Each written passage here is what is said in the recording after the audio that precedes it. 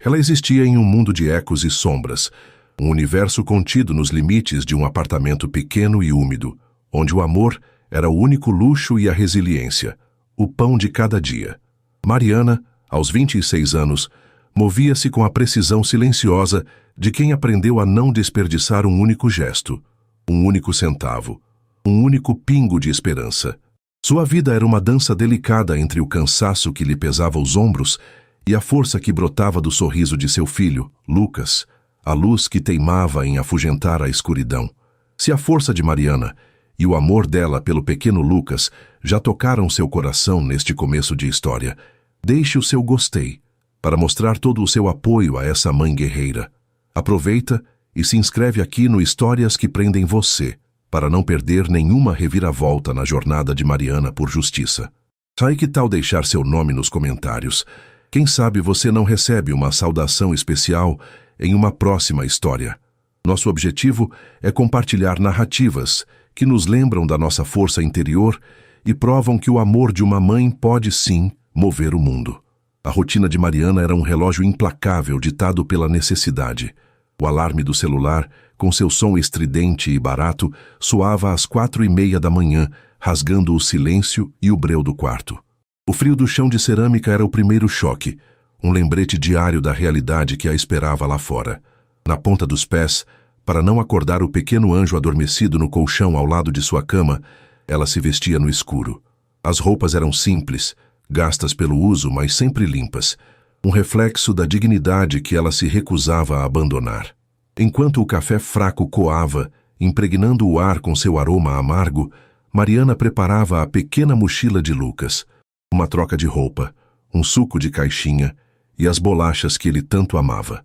Deixava tudo arrumado sobre a mesa da cozinha, um bilhete carinhoso para a vizinha, Dona Elvira, uma senhora de cabelos brancos e coração generoso que cuidava de Lucas durante a manhã, em troca de uma pequena ajuda de custo que Mariana pagava com esforço religioso.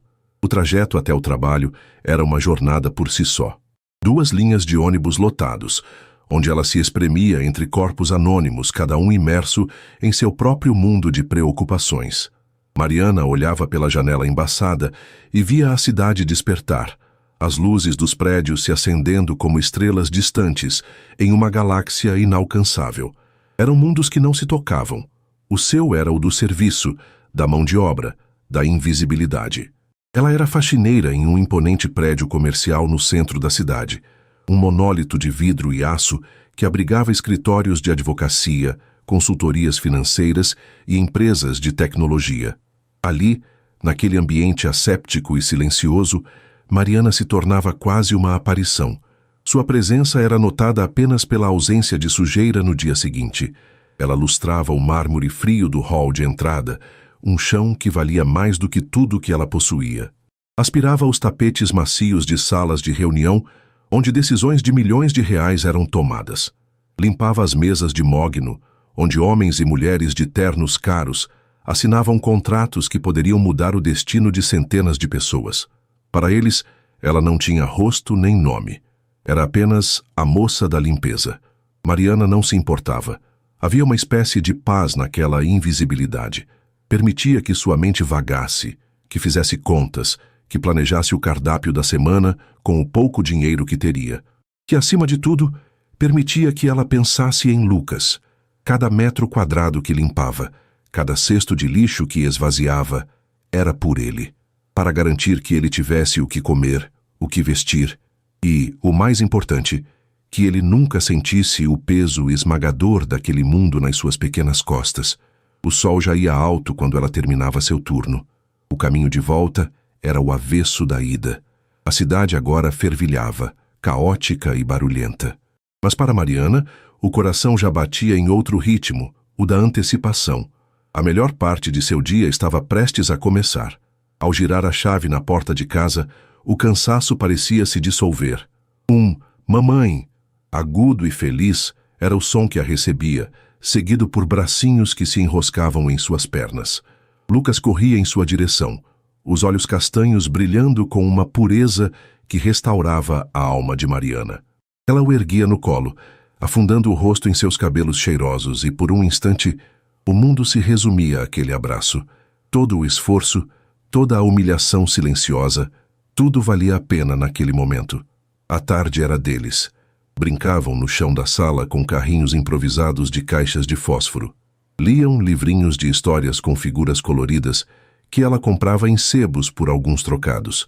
Comiam a comida simples que ela preparava, mas que para Lucas era um banquete. Mariana se desdobrava. Era mãe, pai, amiga, enfermeira, professora e contadora de histórias. Escondia seu esgotamento físico atrás de sorrisos e canções de ninar. Para seu filho, ela era uma fortaleza inabalável, a personificação do amor incondicional. Mas havia uma sombra que pairava sobre aquele pequeno santuário de afeto. Uma sombra que se manifestava como uma tosse. Começou sutil, um pigarro aqui, um acesso de tosse ali durante a noite. Mariana não se alarmou de início. Crianças ficam doentes, era normal. Preparava chás de limão com mel, garantia que ele estivesse sempre agasalhado. Mas a tosse não cedia. Pelo contrário, ela se tornava mais profunda, mais persistente. Um som rouco que cortava o coração da mãe durante as madrugadas. Era a tosse da umidade. As paredes do apartamento, apesar de limpas, exibiam manchas escuras de mofo nos cantos mais altos, um inimigo silencioso que o aluguel baixo não compensava. Mariana começou a perder o sono. Passava as noites em vigília, com a mão no peito do filho, sentindo a vibração de cada tosse, o esforço de cada respiração. O rostinho dele, tão sereno durante o dia, contorcia-se em desconforto enquanto dormia. A alegria que ele exibia durante as brincadeiras era minada por crises que o deixavam sem fôlego e com os olhos marejados. O ponto de virada veio em uma noite de chuva torrencial. A água parecia brotar das paredes. A tosse de Lucas tornou-se um chiado assustador, um apito fino a cada vez que ele puxava o ar. O pânico, um sentimento que Mariana lutava diariamente para manter à distância, a engolfou. Na manhã seguinte, ela não hesitou. Juntou as economias que guardava para uma emergência. Uma quantia irrisória, mas tudo o que tinha. E levou Lucas ao posto de saúde do bairro. A espera foi angustiante, em um corredor lotado de mães, com as mesmas feições preocupadas. Lucas, febril e apático em seu colo, tossia sem parar, atraindo olhares de compaixão. Quando finalmente foram chamados, o médico, um senhor de olhar cansado, mas atencioso, examinou o menino com paciência. Ele ouviu os pulmões de Lucas, fez perguntas sobre a casa, sobre a rotina deles. O diagnóstico foi direto, uma sentença pronunciada com uma calma clínica que contrastava com o turbilhão no peito de Mariana. Mãe, seu filho está com um quadro de bronquite asmática. Não é grave se cuidarmos agora, mas a causa principal é o ambiente onde vocês vivem. Essa umidade, o mofo, é um veneno para os pulmões dele. O médico rabiscou em um receituário. Ele precisa de um tratamento contínuo com este inalador, 2 vezes ao dia. E mais importante que o remédio, ele precisa se mudar para um lugar mais seco, um ambiente arejado. Sem isso, o tratamento vai ser apenas um paliativo. Ele vai melhorar e piorar, em um ciclo vicioso. Mariana olhou para a receita. O nome do medicamento era estranho, caro, ela sabia. Mas a frase que ecoava em sua mente era: precisa se mudar. Mudar? Para onde? Com que dinheiro? O aluguel que ela pagava já consumia uma fatia desproporcional de seu salário. Um lugar seco e arejado, como o médico descreveu, pertencia àquela outra galáxia, a dos prédios de luxo, dos bairros nobres. Pertencia ao mundo que ela apenas limpava. Ela saiu do consultório sentindo o chão fugir de seus pés. Na farmácia, o preço do inalador e do remédio confirmou seus piores medos. Custava quase 1/3 de sua renda mensal. Ela comprou sem hesitar, sabendo que aquele mês seria de pão e água, literalmente. Mas a solução real, a mudança, era um abismo intransponível. Naquela noite, após dar a primeira dose do medicamento a Lucas e vê-lo finalmente dormir um sono mais tranquilo, embalado pelo efeito do remédio, Mariana se sentou à pequena mesa da cozinha e desabou. Pela primeira vez em muito tempo, ela se permitiu chorar. Um choro silencioso de ombros sacudindo, de lágrimas quentes que escorriam por seu rosto e pingavam sobre a madeira gasta. Chorou pela injustiça, pela impotência, pelo medo. Ela olhou para o filho adormecido, o peito subindo e descendo com mais suavidade agora. Aquele pequeno ser era todo o seu mundo. Sua razão de acordar às 4:30 da manhã, de esfregar joelhos no chão frio, de suportar os olhares indiferentes.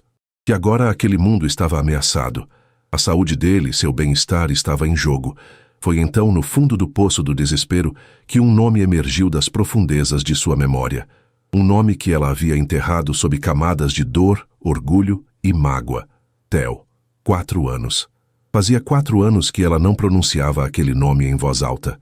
Theo, com seus olhos intensos, seu sorriso fácil e suas promessas de um futuro que nunca chegou.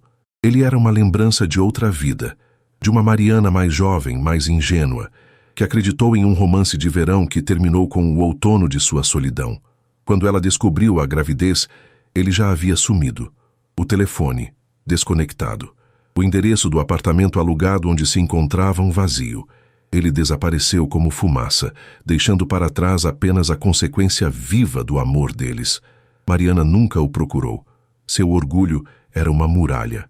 Ela teria seu filho, o criaria sozinha e provaria a si mesma, e ao mundo fantasma dele, que não precisava de nada, nem de ninguém.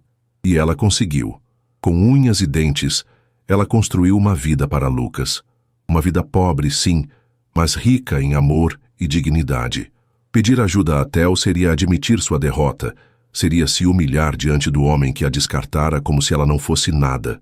Mas agora não se tratava mais dela. Não era sobre seu orgulho ferido ou sua mágoa antiga. Era sobre a respiração de seu filho. Era sobre a receita médica que estava sobre a mesa, um pedaço de papel que representava a fronteira entre a saúde e a doença de Lucas. Era sobre a frase do médico que martelava em sua cabeça: ele precisa de um ambiente mais seco. Com as mãos trêmulas, Mariana se levantou e foi até a velha cômoda do quarto. Na última gaveta, debaixo de uma pilha de lençóis, havia uma pequena caixa de sapatos. Dentro, algumas poucas lembranças de sua adolescência. E no fundo, uma única foto. Ele e ela sorrindo para a câmera de um celular antigo, o sol do fim de tarde dourando seus rostos. Theo. Ele parecia um príncipe de um conto de fadas que deu terrivelmente errado. Ela olhou para aquela imagem por um longo tempo. O homem na foto era um fantasma. Ela não sabia nada sobre ele de verdade. Ele nunca falou da família, do trabalho, de seus sonhos. Era um mistério que ela, na época, achou romântico. Hoje, ela via a verdade. Era uma omissão deliberada. Ele havia construído um muro ao redor de sua vida real. E ela tinha sido apenas uma visitante temporária do lado de fora. Mas ela se lembrava de um detalhe, um sobrenome.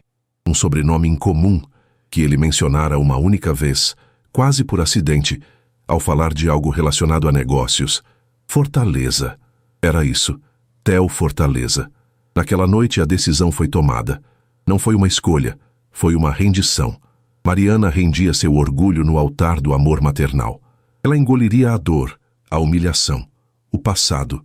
Ela iria procurar Theo. Não por ela, nunca por ela, mas por Lucas. Pelo direito que seu filho tinha de respirar sem dor, de crescer saudável, de ter o mínimo que um pai deveria prover. Na manhã seguinte, o sol encontrou uma nova Mariana. A mesma rotina, o mesmo ônibus, o mesmo trabalho. Mas por dentro, uma engrenagem havia girado. A tristeza da noite anterior havia se solidificado em uma determinação fria como o aço. Ela não sabia onde aquela jornada a levaria. Imaginava uma conversa difícil, talvez uma recusa, talvez uma pequena ajuda relutante.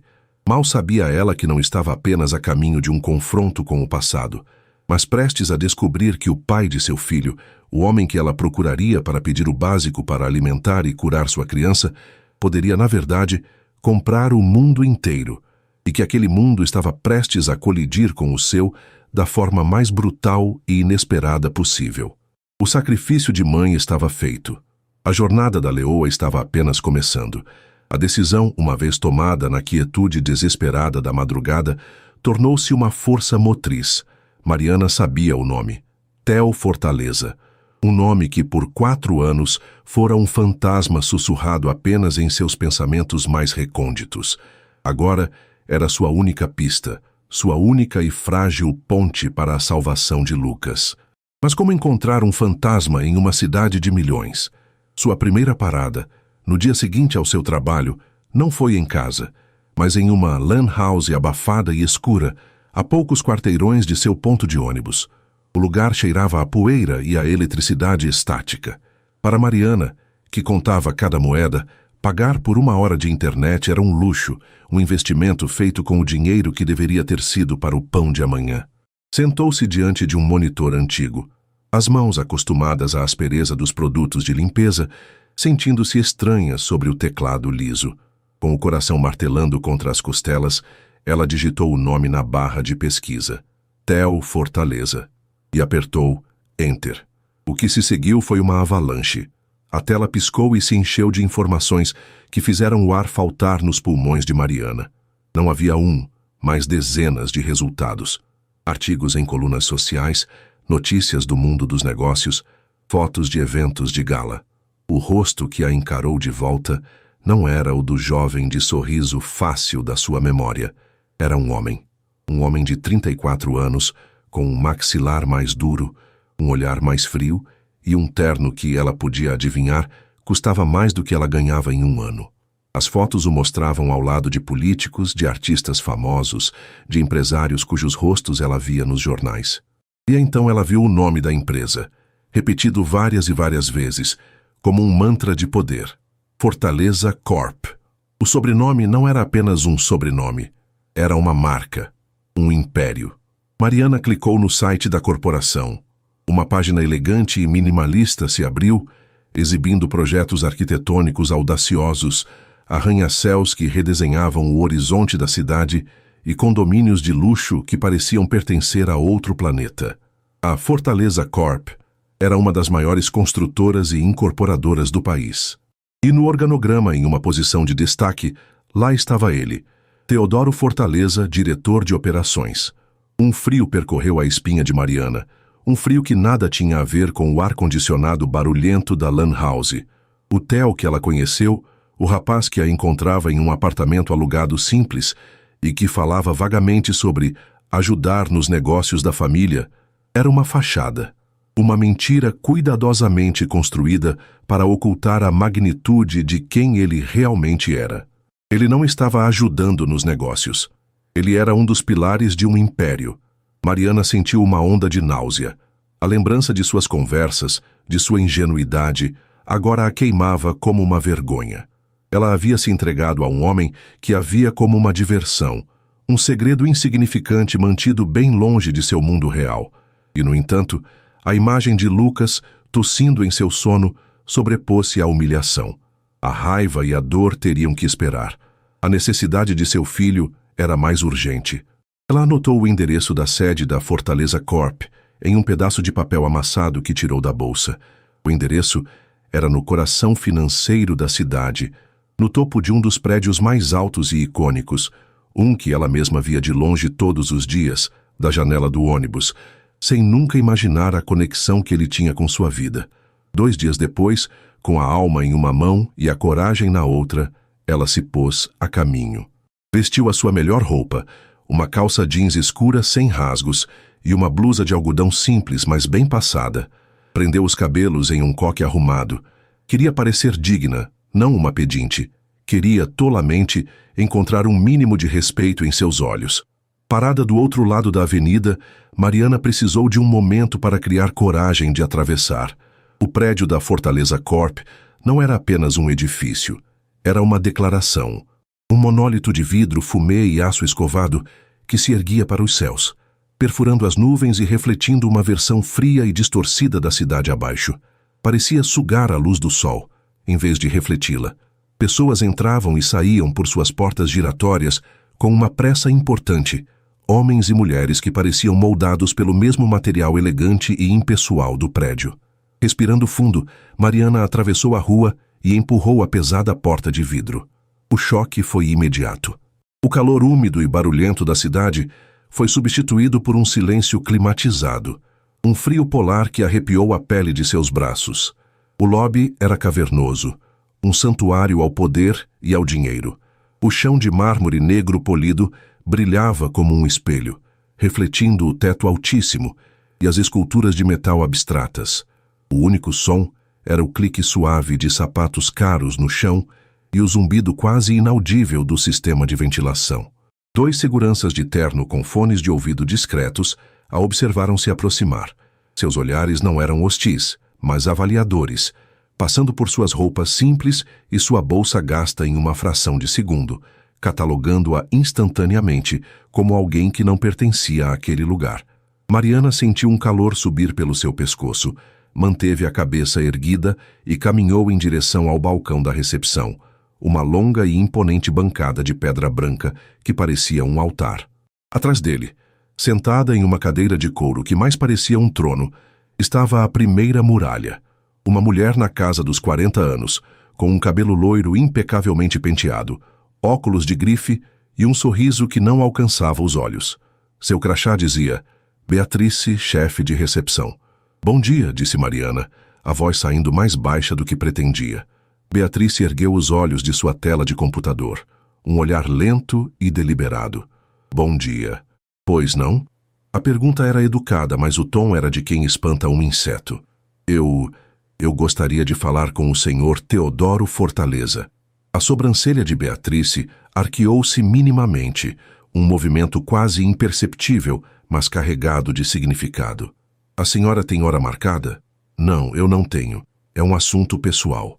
Um pequeno sorriso, quase um esgar, tocou os lábios da recepcionista. O senhor Fortaleza não atende assuntos pessoais sem agendamento prévio.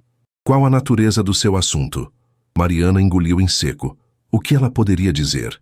Sou a mãe do filho que ele abandonou há 4 anos? O lobby estava silencioso demais. As poucas pessoas que passavam pareciam ter um radar para qualquer coisa fora do normal. É um assunto do passado. Ele vai saber do que se trata. O nome é Mariana. Beatrice digitou algo em seu teclado com unhas perfeitamente esmaltadas de vermelho. Ela esperou alguns segundos, o silêncio se esticando como uma corda tensa. Ele não tem nenhuma Mariana em sua agenda. Lamento, não posso ajudar. Ela baixou os olhos de volta para a tela, um gesto claro de dispensa. O sangue de Mariana gelou e ferveu ao mesmo tempo. A humilhação era uma onda que ameaçava afogá-la. Ela poderia ter se virado e ido embora. Era o que seu instinto de autopreservação gritava para que fizesse. Mas então, a imagem do peito de Lucas chiando voltou à sua mente com a força de um soco. A leoa dentro dela rugiu, silenciosamente.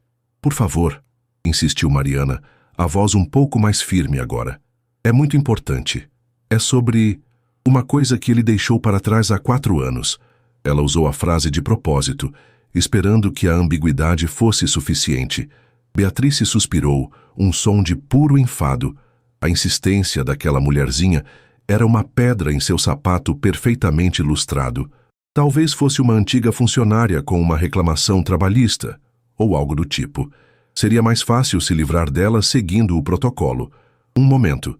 Ela pegou o telefone e falou em um tom baixo e profissional, os olhos fixos em Mariana, como se para garantir que ela não tentaria roubar um dos vasos de planta caríssimos. Após desligar, ela disse com a mesma frieza: Ele pediu para a senhora aguardar. 42º andar. O elevador está ao final do corredor à direita. Um alívio frágil percorreu Mariana. Ela murmurou um obrigada e caminhou na direção indicada, sentindo o olhar de Beatrice e dos seguranças queimando em suas costas. O elevador era uma cápsula de metal espelhado e silencioso. Enquanto subia com uma velocidade vertiginosa, Mariana viu seu próprio reflexo. Uma mulher de rosto pálido e olhos assustados, completamente deslocada naquele ambiente. O número no painel subia. 38, 39, 40. A cada andar, a pressão em seus ouvidos aumentava, e ela sentia como se estivesse subindo para um julgamento. A porta do elevador se abriu em um silêncio ainda mais profundo. O andar da diretoria. O carpete era tão grosso que abafava completamente o som de seus passos. As paredes eram revestidas de madeira escura e adornadas com pinturas abstratas que pareciam valer uma fortuna. Havia um pequeno hall de espera, com 2 poltronas de couro e uma mesa de centro de vidro. Uma outra secretária, mais jovem, mas com a mesma aura de eficiência gélida, Indicou uma das poltronas com um gesto de cabeça. O senhor Fortaleza irá recebê-la em um instante. O instante durou 45 minutos. Mariana sabia, porque o relógio de design na parede parecia gritar cada segundo que passava. Foi uma espera calculada, uma tática de poder para deixá-la ansiosa, para lembrá-la de seu lugar. Ela se sentou na beirada da poltrona, a bolsa apertada no colo, as mãos suando. Olhava para a porta de madeira maciça à sua frente, imaginando o que a esperava lá dentro. A cada pessoa que passava pelo corredor, seu coração saltava. A humilhação do lobby agora se misturava a uma ansiedade que lhe revirava o estômago. Ela pensou em Lucas. Repetiu o nome dele em sua mente como um mantra. É por ele. É por ele. É por ele. Finalmente a porta se abriu, mas não foi Theo quem saiu. A secretária se levantou e disse: "Pode entrar." A sala era maior que todo o seu apartamento. Uma das paredes era inteiramente de vidro, do chão ao teto, oferecendo uma vista panorâmica da cidade que se estendia até onde a vista alcançava. Lá embaixo, os carros eram como insetos, as pessoas invisíveis. Era a vista de um deus ou de um rei. E de costas para a porta, olhando para o seu reino, estava ele. Ele se virou lentamente. O tempo o havia esculpido. O rosto estava mais anguloso, o corpo mais largo dentro do terno cinza, perfeitamente cortado. O cabelo estava penteado para trás, e um relógio de ouro brilhava em seu pulso. O sorriso fácil havia desaparecido, substituído por uma expressão de controle e impaciência. Seus olhos, que um dia a olharam com desejo, agora a mediam com uma frieza analítica. Ele não a via, ele a avaliava. "Mariana", disse ele, a voz desprovida de qualquer emoção. Não era uma saudação, era uma constatação. "Sente-se." Ele indicou uma das duas cadeiras diante de sua mesa maciça de vidro e metal. Mariana caminhou até a cadeira, as pernas trêmulas. A mesa os separava como um oceano.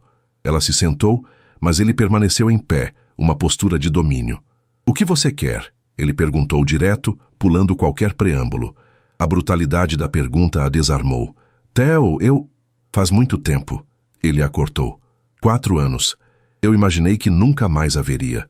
Havia um subtexto claro em suas palavras. Eu esperava nunca mais vê-la. Mariana respirou fundo, buscando a força que a levara até ali. "Eu não teria vindo se não fosse absolutamente necessário. Tudo é sempre absolutamente necessário, nesse tipo de situação, não é?" Ele retrucou, um cinismo cortante em sua voz. Ela ignorou a farpa. Abriu sua bolsa e tirou de dentro a única coisa que importava.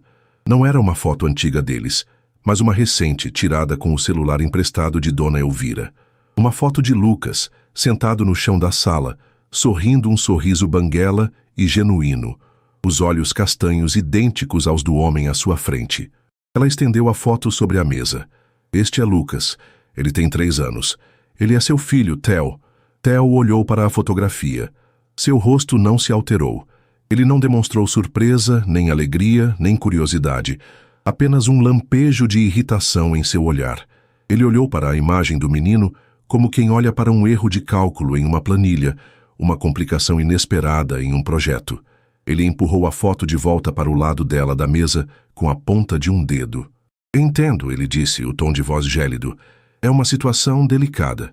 Ele caminhou até a janela colocando as mãos nos bolsos. "Suponho que haja um preço. Quanto você quer para resolver esse problema?" A palavra, aquela palavra, problema, dita com tanto desprezo, com tanta distância, como se Lucas, seu filho, a carne de sua carne, fosse um vazamento no encanamento, uma mancha no carpete. A humilhação que Mariana sentira até então era uma gota perto do oceano de dor que a inundou naquele instante. As lágrimas brotaram em seus olhos, mas ela as piscou com força, recusando-se a chorar na frente dele. "Ele não é um problema", disse ela, a voz embargada, mas firme. "Ele é uma criança, ele é seu filho, e ele está doente. Ele tem bronquite, Theo. O apartamento onde moramos é úmido, o médico disse que ele precisa se mudar. Eu não vim aqui pedir dinheiro para mim. Eu vim pedir ajuda para ele, para o tratamento, para um aluguel em um lugar onde ele possa respirar." Theo virou-se para ela, o rosto uma máscara de incredulidade arrogante. Você realmente espera que eu acredite nessa história? Você some por 4 anos e de repente aparece aqui, com uma criança doente e uma mão estendida? Mariana, eu não nasci ontem. Eu nunca te procurei porque eu não precisava de você. Ela explodiu, a compostura finalmente se quebrando.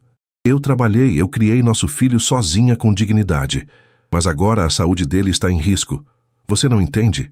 O que eu entendo, disse ele, aproximando-se da mesa e apoiando os nós dos dedos nela, inclinando-se em direção a Mariana. É que a sua aparição aqui é incrivelmente inoportuna. Eu tenho uma vida. Eu estou noivo de uma mulher cuja família é tão importante quanto a minha. Uma aliança de negócios, de poder. Você acha que eu vou permitir que uma indiscrição do passado coloque tudo isso em risco? A revelação do noivado foi outro golpe. Ele havia construído uma vida perfeita sobre as cinzas da que eles tiveram. E ela era apenas isso. Cinzas, que o vento trazia de volta para sujar seu palácio. Eu não quero estragar sua vida, disse ela desesperada. Eu só quero o mínimo para o Lucas, o que é direito dele. Foi então que Theo soltou a frase que estilhaçaria o mundo de Mariana em 1 milhão de pedaços. Ele se endireitou, um sorriso de escárnio nos lábios, um olhar de cima para baixo que a fez se sentir menor que um grão de poeira naquele tapete caro. Direito? Você acha que pode chegar aqui e exigir algo? Ele soltou uma risada curta, sem humor. Você não faz ideia de quem eu sou, faz? Você ainda pensa que sou aquele garoto que você conheceu. Deixe-me esclarecer uma coisa para você, Mariana. Ele caminhou de volta para a janela panorâmica, abrindo os braços como se pudesse abraçar a cidade inteira. Minha família não é apenas rica. Minha família é dona desta cidade. Este prédio, o shopping onde você talvez compre, o condomínio de luxo que você vê nos anúncios, o terreno onde talvez construam um novo hospital. Isso tudo, de uma forma ou de outra, nos pertence. Nós não participamos da economia. Nós somos a economia. Ele se virou para ela, o rosto impassível, os olhos como lascas de gelo. E você? Você não é nada. Uma nota de rodapé esquecida. Uma ninguém. O choque foi tão profundo, tão absoluto, que Mariana não conseguiu respirar. As palavras dele pairaram no ar, pesadas, venenosas. Não era apenas a arrogância, a crueldade. Era a revelação da escala de seu poder. O homem que negava ao próprio filho o dinheiro para um remédio e um quarto seco podia, como ele mesmo dissera, comprar o mundo. E ela, com sua luta diária por centavos, com sua vida de privações, estava pedindo migalhas da mesa de um rei que havia como menos que um inseto. O muro da humilhação estava completo. Era intransponível, feito de dinheiro, poder e um desprezo tão profundo que chegava a ser desumano. Mariana levantou-se, as pernas como se fossem de chumbo. Pegou a foto de Lucas da mesa, o pequeno rosto sorridente, agora parecendo uma acusação silenciosa. Ela não disse mais nada. Não havia mais nada a ser dito.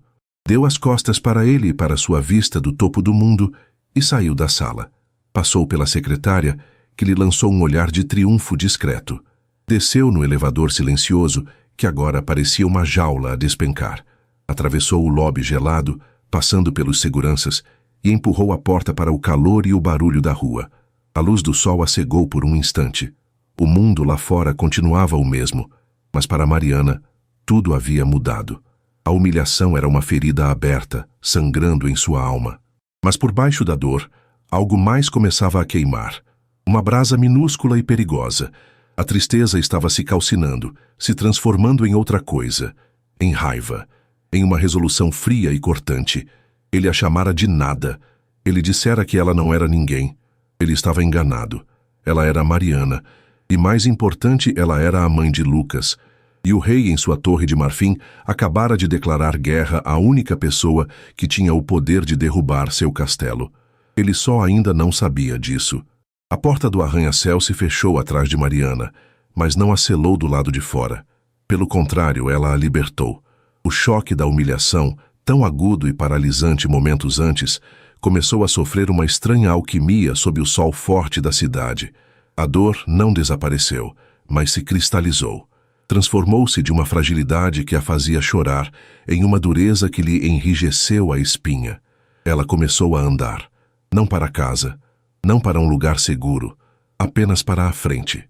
Seus pés a carregavam pelas calçadas movimentadas, mas sua mente estava a quilômetros de distância, revivendo cada palavra, cada olhar de desprezo no topo daquela torre de vidro.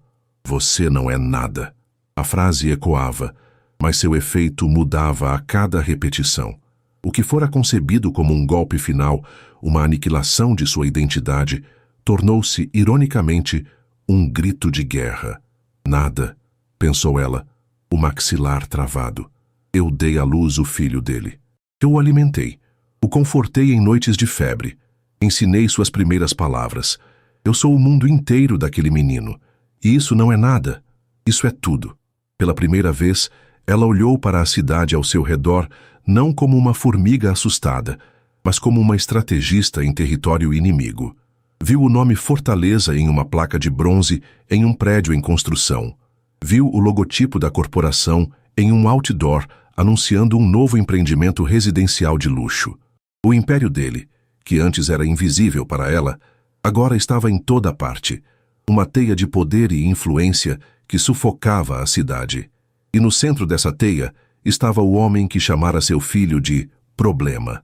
A tristeza deu lugar a uma fúria fria, uma clareza límpida e assustadora. A Mariana, que havia entrado naquele prédio, uma mãe desesperada disposta a implorar, morrera naquela sala com vista panorâmica. A mulher que saiu de lá era outra. Ela entendia agora, com uma certeza visceral, que não se tratava mais de pedir, de apelar para uma humanidade que não existia. Tratava-se de lutar, de tomar o que era de Lucas por direito, não como um favor, mas como um ato de justiça. A caça havia sido humilhada pelo predador, mas no processo o predador havia despertado a leoa. Ao chegar em casa, o cheiro de mofo que antes a deprimia, agora a impulsionava. Era um lembrete tangível do porquê ela estava lutando. Dona Elvira a recebeu com um olhar preocupado, notando a tempestade nos olhos geralmente tão serenos de Mariana. E então, minha filha, conseguiu falar com o moço? Mariana apenas balançou a cabeça, mas seu olhar era tão duro que a vizinha não ousou fazer mais perguntas. Quando Lucas correu para seus braços, ela o abraçou com uma ferocidade nova. Não era mais apenas um abraço de amor, era um juramento silencioso. Ela o protegeria. Ela moveria o céu e a terra por ele. Aquele menino inocente não pagaria o preço pela arrogância de seu pai. Naquela noite, após Lucas adormecer ao som suave do novo nebulizador, um aparelho caro comprado em 10 vezes no cartão de crédito de uma colega de trabalho, uma dívida que era um investimento em sua determinação, Mariana realizou um pequeno ritual. Ela pegou a foto de Lucas e a receita médica amarelada.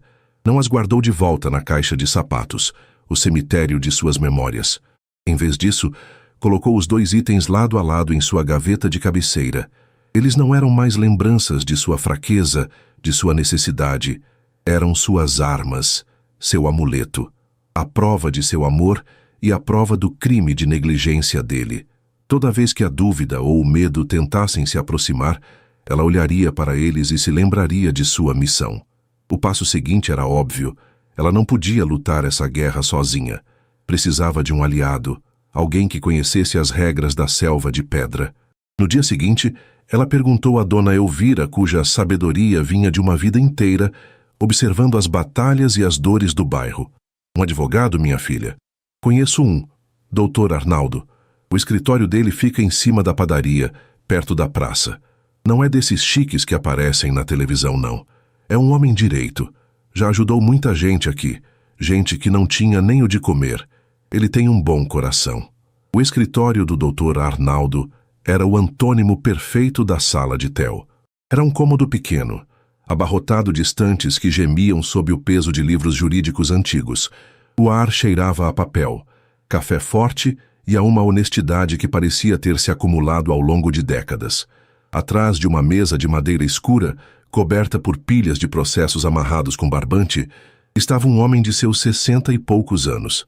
Tinha cabelos grisalhos, um rosto sulcado por rugas de expressão e olhos castanhos que, por trás de óculos de aros grossos, irradiavam uma calma e uma inteligência aguçada. Ele a cumprimentou com um aceno de cabeça e apontou para a cadeira de madeira à sua frente. Sente-se, minha jovem. Em que posso ajudá-la? Com uma calma que surpreendeu a si mesma, Mariana contou sua história. Desde o romance de verão até o desaparecimento de Theo. Desde o nascimento de Lucas até a luta diária. E, finalmente, a visita humilhante à Fortaleza Corp. Ela não chorou. Sua voz não tremeu. Ela narrou os fatos com a precisão de um soldado relatando uma batalha e terminou colocando a foto de Lucas e a receita médica sobre a mesa dele. Dr. Arnaldo ouviu tudo em silêncio. Os cotovelos apoiados na mesa, as pontas dos dedos unidas sob o queixo. Ele olhou para a foto do menino sorridente por um longo tempo. Depois, ajeitou os óculos e fixou o olhar em Mariana. A família Fortaleza, ele disse a voz grave. Um nome poderoso. Tem mais advogados na folha de pagamento do que a maioria das empresas tem de funcionários. São um polvo, com tentáculos em todos os cantos da cidade. Será uma batalha de Davi contra Golias. O coração de Mariana afundou um pouco. Então, não há nada a fazer? Dr. Arnaldo sorriu pela primeira vez. Um sorriso gentil que suavizou seu rosto. Eu não disse isso. Eu disse que será uma batalha. E Davi, se você se lembra da história, venceu.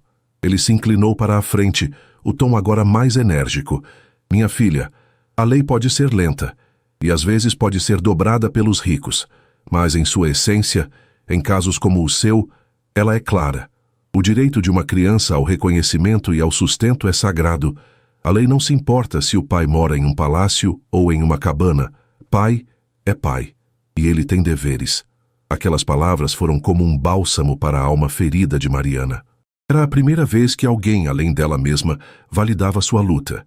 A primeira vez que alguém olhava para ela e via não uma oportunista ou um problema, mas uma mãe com a justiça ao seu lado.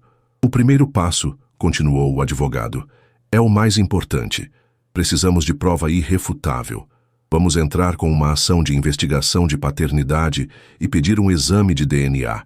Eles vão lutar, vão tentar nos intimidar, nos cansar, nos comprar, mas nós seremos mais pacientes, mais inteligentes. Eu não tenho dinheiro para pagar um advogado, Dr. Arnaldo, confessou Mariana a voz baixa. Ele acenou com a mão, dispensando a preocupação. Vamos dar um jeito. Receberei meus honorários quando a pensão for estabelecida. Considere isso um investimento na justiça. O que eu preciso de você agora é força.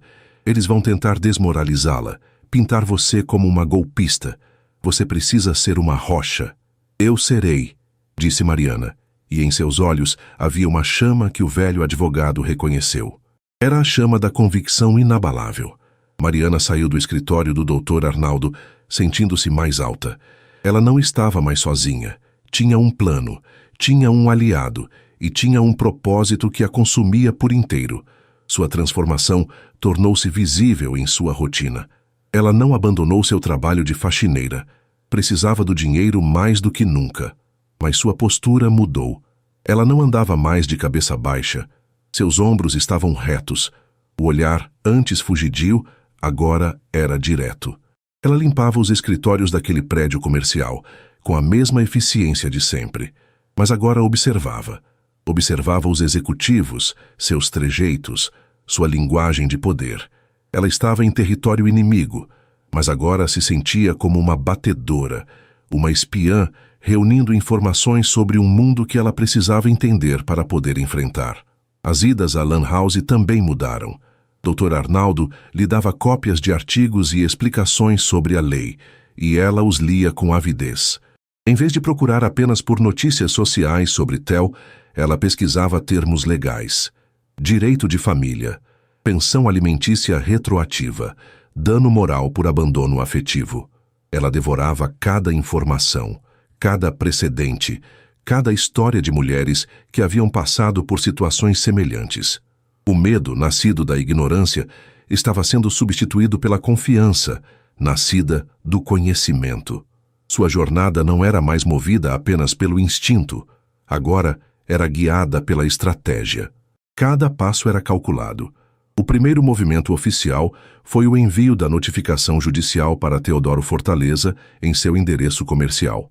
Um documento formal, frio, exigindo sua cooperação para a realização de um exame de DNA para confirmar a paternidade de Lucas e discutir as obrigações decorrentes. Mariana imaginou o momento em que ele receberia aquele envelope. Imaginou a fúria em seu rosto polido. Aquele pedaço de papel era sua resposta à humilhação. Não era um pedido, era uma intimação. Era a prova de que a ninguém, a nota de rodapé tinha uma voz, e estava usando-a. As semanas que se seguiram foram de um silêncio tenso. Nenhuma resposta direta veio de Theo. Em vez disso, veio através do Dr. Arnaldo, uma ligação de um dos escritórios de advocacia mais caros da cidade, representando o Sr. Fortaleza. A oferta era uma proposta de acordo extrajudicial. Uma quantia em dinheiro, generosa para os padrões de Mariana, mas irrisória para os padrões dele, em troca de seu silêncio perpétuo, em troca de ela desaparecer e nunca mais associar o nome de seu filho ao dele. Dr. Arnaldo a convocou ao escritório. Eles estão tentando nos comprar, Mariana. Querem evitar o escândalo de um processo judicial. Querem que o nome Fortaleza permaneça imaculado. Mariana olhou para o valor escrito no papel. Era mais dinheiro do que ela já vira na vida. Poderia comprar um apartamento pequeno e seco para Lucas. Poderia pagar seu tratamento por anos. A tentação estava ali, real e palpável. Seria o caminho mais fácil, mas então ela se lembrou do desprezo nos olhos de Theo, da palavra problema.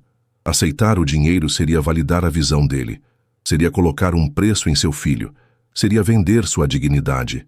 Ela olhou para o Dr. Arnaldo, os olhos firmes.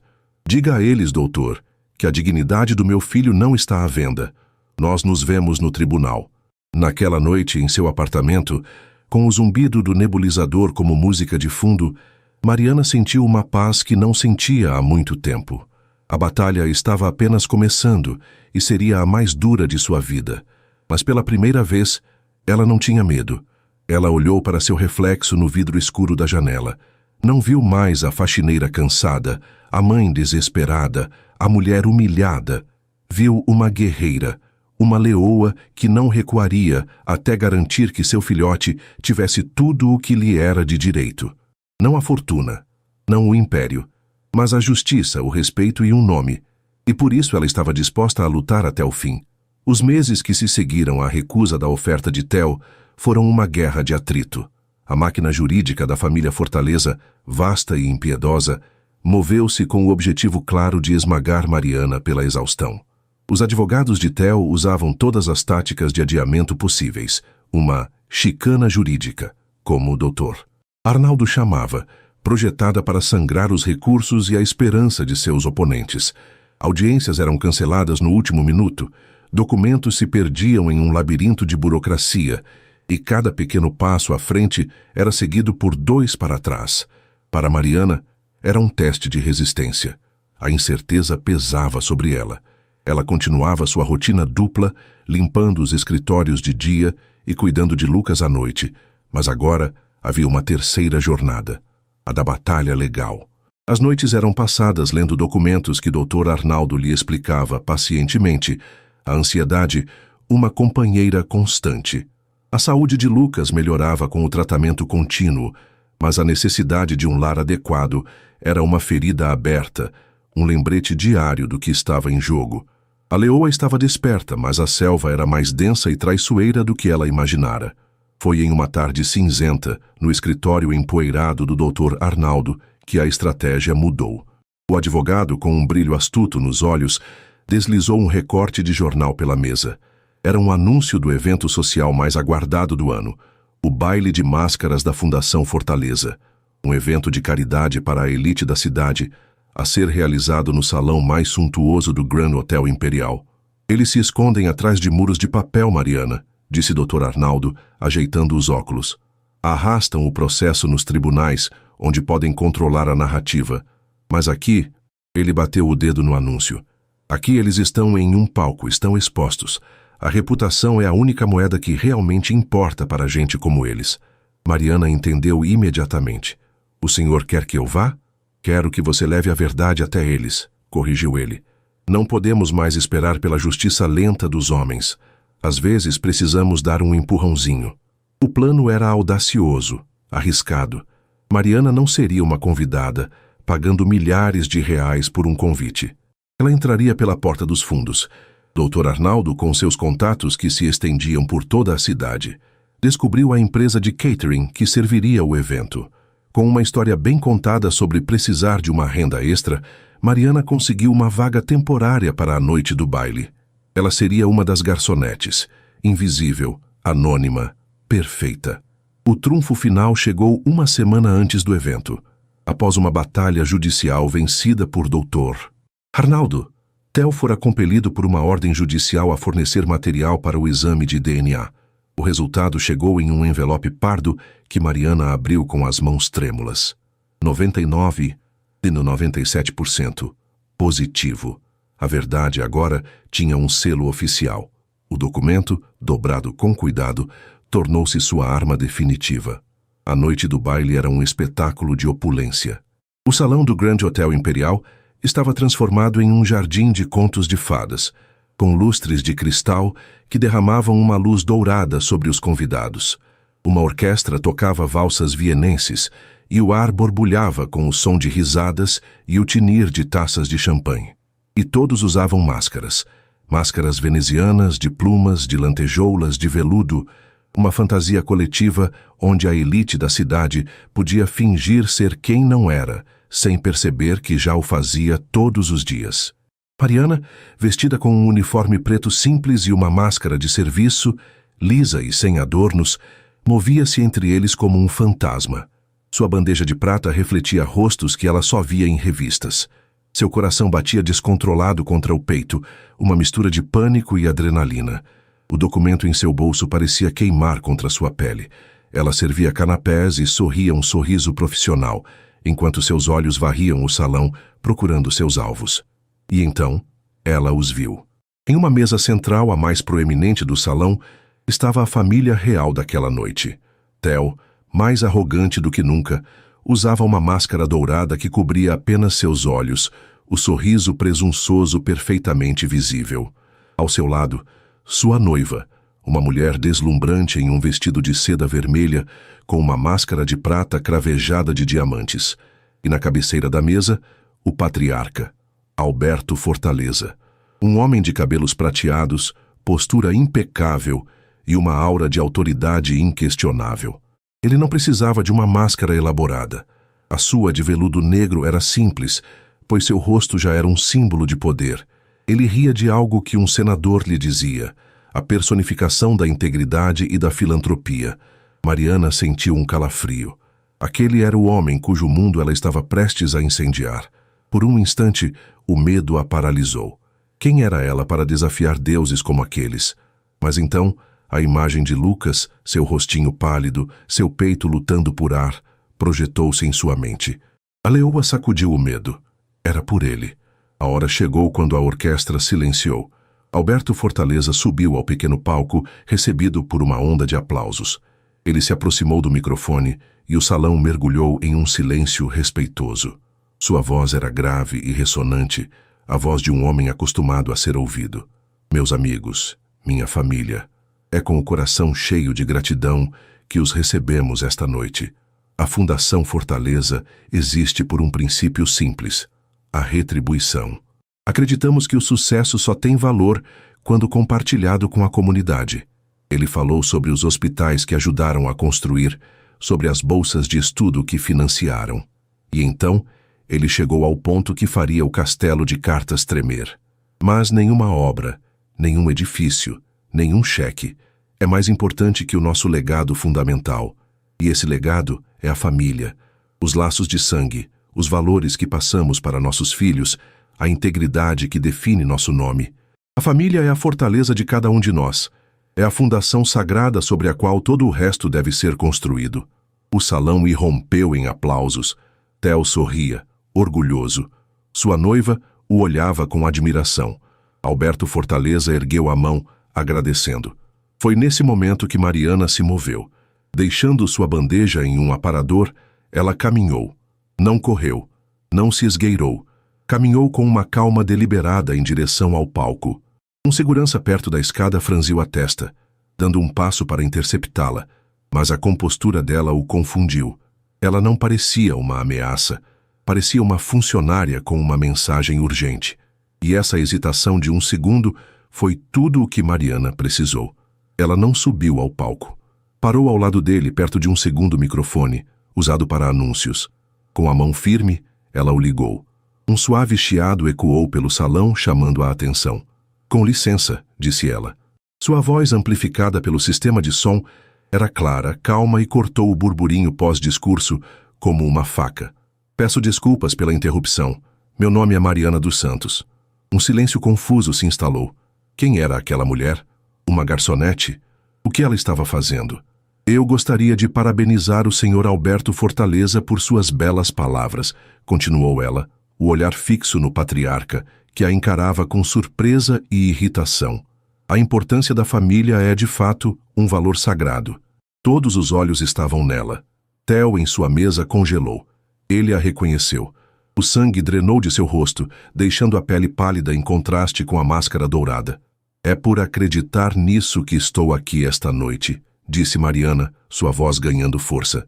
"Porque há um membro da família Fortaleza que não foi convidado para este baile. Ele não está vestindo seda ou veludo. Ele tem 3 anos e se chama Lucas, e neste exato momento está em casa com uma crise de bronquite, porque o teto de seu pequeno quarto está coberto de mofo." Um suspiro coletivo percorreu o salão. O silêncio agora era pesado, elétrico. As pessoas se viravam, cochichando atrás de suas máscaras, os olhares dardejando entre Mariana no palco e a mesa da família Fortaleza. O olhar de Mariana deixou o patriarca e encontrou o de Theo. Ela o prendeu, não permitindo que ele desviasse. O pai dele, o Sr. Teodoro Fortaleza, que celebra a família aqui esta noite, sabe de sua existência, mas ele se recusou a reconhecê-lo. Ele se recusou a ajudar com o tratamento de seu próprio filho. Em suas palavras, "Meu filho é um problema. E eu?" Sua voz tremeu por uma fração de segundo, mas se recuperou mais forte. "Eu sou uma ninguém." Com um movimento lento e deliberado, ela tirou o documento dobrado do bolso. Mas a verdade não se importa com a riqueza. A verdade não se curva ao poder. E a verdade, senhoras e senhores, é que este exame de DNA solicitado e confirmado pela Justiça comprova com 99.997% de certeza que Teodoro Fortaleza é o pai do meu filho, Lucas dos Santos. Ela deu um passo à frente e colocou o papel aberto sobre a beirada do palco, à vista de todos na primeira fila. A folha branca, com seus termos técnicos e sua porcentagem esmagadora, parecia mais poderosa que todas as joias no salão. "Eu não quero a fortuna de vocês", concluiu Mariana, sua voz agora ressoando com a autoridade da dignidade ferida, mas não quebrada.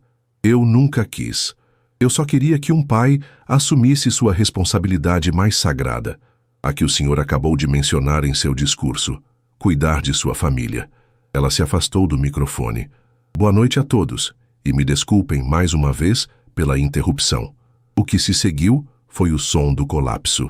Um silêncio tão profundo, tão absoluto, que o barulho de uma única taça de champanhe, escorregando de uma mão e se estilhaçando no chão, soou como uma explosão. Tudo pareceu acontecer em câmera lenta. A noiva de Theo o encarava, não com raiva, mas com um nojo gélido. Lentamente ela retirou a mão do braço dele, o gesto rompendo a aliança de forma mais eficaz do que qualquer contrato rasgado. Theo estava paralisado, seu rosto uma máscara de pânico e humilhação pública. Seu castelo, construído sobre a arrogância e a mentira, havia se desintegrado diante de centenas de testemunhas. Mas o olhar mais devastador veio de seu pai. Alberto Fortaleza não olhava para a multidão, nem para Mariana. Ele fuzilava o próprio filho com um olhar de decepção tão profundo, tão cortante, que era mais violento que um tapa. Naquele olhar estava a falência não de seus negócios, mas de seu legado. Antes que os seguranças, finalmente despertos de seu choque, pudessem alcançá-la, Mariana virou-se e, com a mesma calma com que chegou, caminhou para a saída de serviço. Ela se misturou às sombras, sua missão cumprida. O castelo de cartas havia caído. E a verdade, dita pela voz quieta de uma ninguém, provou ser mais poderosa que toda a fortuna do mundo. A bomba que Mariana detonou no salão do Grand Hotel Imperial não produziu um som estrondoso, mas uma onda de choque silenciosa que se propagou pela cidade na manhã seguinte. A história não estampou as manchetes dos principais jornais. O poder dos Fortaleza era grande demais para permitir uma humilhação tão explícita, mas escorreu pelas frestas, pelas colunas de fofocas veladas, pelas conversas sussurradas nos cafés e nos clubes mais exclusivos. O nome Fortaleza, sinônimo de poder e integridade, fora manchado por um escândalo que era ainda mais delicioso por seu caráter íntimo e moral. Em seu pequeno apartamento, Mariana esperava pelo contragolpe. Acordou com o coração na boca, imaginando advogados batendo à sua porta com processos por difamação ou uma ordem de despejo forjada. Dr. Arnaldo a tranquilizara por telefone, dizendo que a verdade era sua armadura, mas a ansiedade era uma visitante teimosa. No entanto, a batida que veio em sua porta no final daquela tarde não era de oficiais de justiça. Quando abriu, Mariana deparou-se com a visão mais improvável de todas. Alberto Fortaleza e sua esposa, uma mulher elegante de cabelos brancos e olhos marejados de tristeza, que ela presumiu ser Lúcia, a avó de seu filho, estavam parados em seu corredor modesto. Não havia advogados, nem seguranças. Apenas os dois, parecendo mais velhos e mais frágeis do que na noite anterior, a arrogância do poder, substituída por uma pesada mortalha de vergonha. Senhora, Mariana, começou Alberto, a voz grave, mas desprovida da autoridade trovejante do palco. Era a voz de um pai, de um homem derrotado. Nós podemos entrar? Hesitante, Mariana deu um passo para o lado, permitindo que o casal mais poderoso da cidade entrasse em sua sala simples. Lucas, que brincava no chão, olhou para os estranhos com curiosidade. Depois se escondeu atrás das pernas da mãe. Nós não viemos aqui para ameaçá-la ou para discutir, disse Lúcia, a avó, a voz trêmula. Viemos para pedir perdão. Perdão pela conduta abominável do nosso filho, pela dor e pela humilhação que ele a fez passar. Não há desculpas para o que ele fez. Mariana permaneceu em silêncio, observando-os. Era surreal. Vimos as notícias sobre o processo, continuou Alberto. Nossos advogados nos mantiveram informados, embora Teodoro tenha minimizado a situação. O que a senhora fez ontem à noite foi um ato de coragem desesperada e abriu nossos olhos. Ele olhou para Lucas, que espiava timidamente. Ele se parece com Teodoro quando era menino. Lúcia deu um passo à frente, os olhos fixos em seu neto. Podemos ver mais fotos dele? Com o coração ainda cauteloso, Mariana pegou seu celular e mostrou-lhes as fotos que eram seu tesouro. Lucas no parquinho, Lucas com o rosto sujo de bolo de aniversário, Lucas dormindo em seus braços. Um pequeno vídeo dele rindo, um som puro e contagiante. Lúcia levou a mão à boca, as lágrimas finalmente escorrendo por seu rosto. Alberto engoliu em seco, visivelmente comovido. Naquelas imagens, eles não viam um escândalo ou um problema. Viam um neto, o único que tinham. Nós não podemos apagar o passado, disse Alberto recompondo-se. Mas podemos e vamos construir um futuro para este menino. Um futuro que ele merece. Ele então detalhou a oferta, não como um acordo de negócios, mas como um ato de reparação. Uma casa bonita e segura em um bairro tranquilo e arborizado, escolhida por Mariana. O melhor plano de saúde para cobrir todo o tratamento de Lucas e qualquer necessidade futura. E o mais importante, um fundo fiduciário, intocável, até que Lucas atingisse a maioridade, que garantiria sua educação nas melhores escolas e universidades. Isto não é um pagamento para comprar seu silêncio, senhora, afirmou Alberto com seriedade. É o direito do nosso neto, o mínimo que podemos fazer para reparar a falha imperdoável do pai dele. Mariana ouviu tudo, o coração batendo forte. Era mais do que ela jamais sonhara. Era a segurança, a paz, a saúde de seu filho, tudo garantido. A tentação de simplesmente aceitar e respirar aliviada era imensa. Mas a mulher que fora forjada no fogo da humilhação sabia que sua jornada não terminava com um resgate.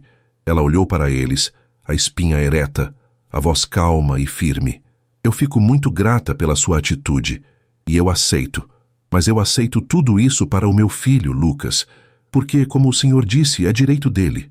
Ela fez uma pausa, reunindo a força de sua nova identidade. Mas a minha vida é minha. Eu continuarei trabalhando. Eu construirei meu próprio caminho. A minha dignidade, que lutei tanto para manter, não está incluída neste acordo. Minha independência não está à venda. Alberto e Lúcia se entreolharam. No olhar deles, Mariana não viu ofensa, mas um profundo e recém-descoberto respeito. A ninguém que seu filho havia tentado esmagar era, na verdade, uma rainha em seu próprio direito. Como a senhora desejar, disse Alberto com um aceno de cabeça. Nós respeitamos isso. Enquanto isso, o castelo de Teodoro ruía. A noiva rompeu o noivado no mesmo dia. O escândalo público, sendo a gota d'água em uma relação já baseada mais em conveniência do que em afeto. Pior foi a sentença de seu pai. Em uma reunião a portas fechadas, Alberto o destituiu de seu cargo de diretor na Fortaleza Corp. Não houve gritos, apenas a decepção fria e cortante de um pai que vira seu legado ser transformado em motivo de vergonha. Theo foi enviado para supervisionar um projeto remoto, em outro estado. Um exílio claro para que a poeira baixasse. Ele perdeu o noivado, o cargo, a confiança do pai e o respeito de todos que conhecia. A humilhação que ele infligira a Mariana voltou para ele multiplicada por 1000, deixando-o com nada além do eco de suas próprias palavras arrogantes. Meses se passaram. A vida de Mariana e Lucas se transformou. A nova casa era banhada pelo sol, com um pequeno jardim onde Lucas podia correr e brincar sem tossir. Sua saúde floresceu junto com as flores do jardim. Ele era uma criança feliz, vibrante, o chiado em seu peito uma memória distante. Mariana, fiel à sua palavra, continuou trabalhando por um tempo, mas com o apoio financeiro para Lucas garantido e a pensão estabelecida legalmente pelo Dr. Arnaldo, ela pôde investir em si mesma. Com um pequeno empréstimo e seu espírito empreendedor, ela começou a realizar um sonho antigo: abrir um pequeno e charmoso café perto de sua nova casa. Foi em uma tarde de primavera, quase um ano após o baile, que Theo reapareceu. Ele parou o carro do outro lado da rua do café de Mariana e a observou por um longo tempo. Quando finalmente se aproximou, era um homem diferente. Estava mais magro, o brilho arrogante em seus olhos, substituído por uma sombra de cansaço e arrependimento. Ele não pediu para entrar no café. Esperou que ela saísse no final do dia. Mariana. Ela se virou, o coração dando um salto, mas não de medo, de surpresa. Eu sei que não tenho o direito, disse ele, a voz baixa, hesitante. E eu não vim pedir seu perdão, porque sei que não o mereço. Eu perdi tudo e entendi que tudo que eu perdi, eu mesmo destruí. Ele olhou na direção da casa dela, a poucas quadras dali. Eu só queria saber se eu posso conhecer meu filho, não por mim, por ele. Eu posso tentar ser um pai? Mariana o estudou. A leoa dentro dela, protetora, queria rosnar e mandá-lo embora para sempre. Mas a mulher sábia, a rainha que ela se tornara, viu algo mais. Ela olhou para o homem quebrado à sua frente e pensou em seu filho. O amor de um pai, mesmo um que falhou tão catastroficamente, ainda era um direito da criança. Negar isso a Lucas seria uma vingança, e ela não era mais movida pela vingança, mas pelo amor. O amor de um pai é direito dele, respondeu ela ecoando a si mesma. Mas a confiança, Theo, se conquista. Você pode começar devagar, muito devagar, e terá que ganhar a confiança dele, e a minha. 1 ano depois, a cena era de uma paz que antes parecia inalcançável. Lucas, agora com 4 anos, saudável e tagarela, corria pelo jardim verde de sua casa, chutando uma bola com uma risada contagiante. Na varanda, Mariana, dona de um café próspero e respeitada em sua nova comunidade, o observava com um sorriso sereno.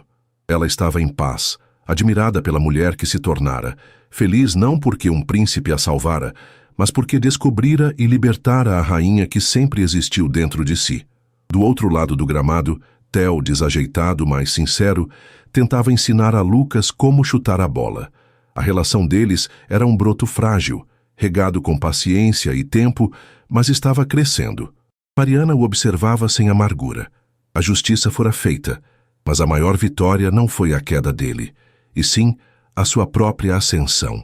Sua colheita não foi a fortuna de um império, mas algo infinitamente mais valioso, a dignidade de ser dona de seu próprio destino.